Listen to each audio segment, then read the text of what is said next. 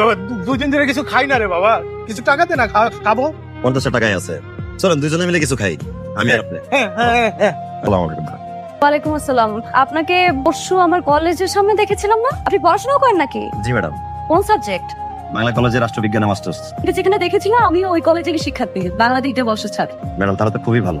আমি আপনার কলেজের জুনিয়র, আমাকে ম্যাডাম বলতে হবে না। আমার নাম তিথি, আমাকে নাম ধরে ডাকবেন, ঠিক আছে? ওই শোন, বলবার কাছে তোর লাগে কিছু টাকা পাঠাইয়া দিছে। টাকার লেগে তুই একদম টেনশন করবি না, যখন যা লাগে আমার করবি। আমি বাইসে আছি না, বিশেষ তো রইতেই গো। আসসালামু আলাইকুম। আপনাকে না বলেছি আমাকে ম্যাডাম বলবেন না, আমাকে তিথি বলে ডাকবেন। জি তিথি ম্যাডাম, কি বলবেন বলেন। আমার ছোট বোনটা ক্লাস 9-এ পড়ে, ওর জন্য টিচার খুঁজছিলাম। আপনি কি ওকে পড়াতে পারবেন? অবশ্যই পারবো, আমি তো টিউশনই করছিলাম। যাক, তাহলে তো ভালোই হলো। আজকে থেকে শুরু করে দেন।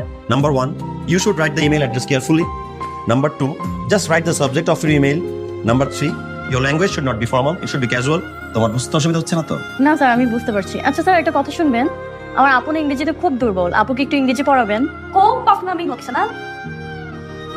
এই বুঝলো ভাই, এই বুঝলো ভাই, এই চেয়ার টেবিল গুলো কার? তুই নিচে বসে পড়াশোনা করিস, আমার না ভালো থাকে না। এই জন্য ভাবলাম যে আমার ভাই টেবিল চেয়ারে বসে পড়াশোনা করবি।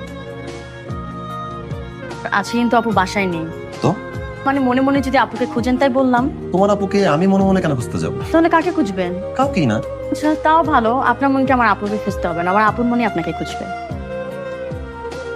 এখন আমি আপনাকে একটা শার্ট গিফট করবো। আপনি আমাকে গিফট দিতে যাচ্ছেন, কিন্তু আমি তো আপনাকে গিফট দিতে পারবো না। আমার তো কোনো গিফটের প্রয়োজনই নেই।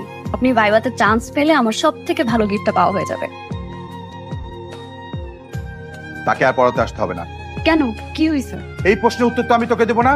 আসুন, এই মাসে 15 তারিখ আমার বন্ধু ছেলে সুমন বিদেশ থেকে বাংলাদেশে আসবে। 18 তারিখ তোদের বিয়ে। আমার কথা আবদ্ধ হলে তুই তোর বাবাকে হারাবি। আজকে তো তোর চাকরিও নাই, টিউশনই নাই, এই বাসাও থাকতে পারবি না। কিন্তু বুঝলো ভাই, আমার অপরাধটা কি?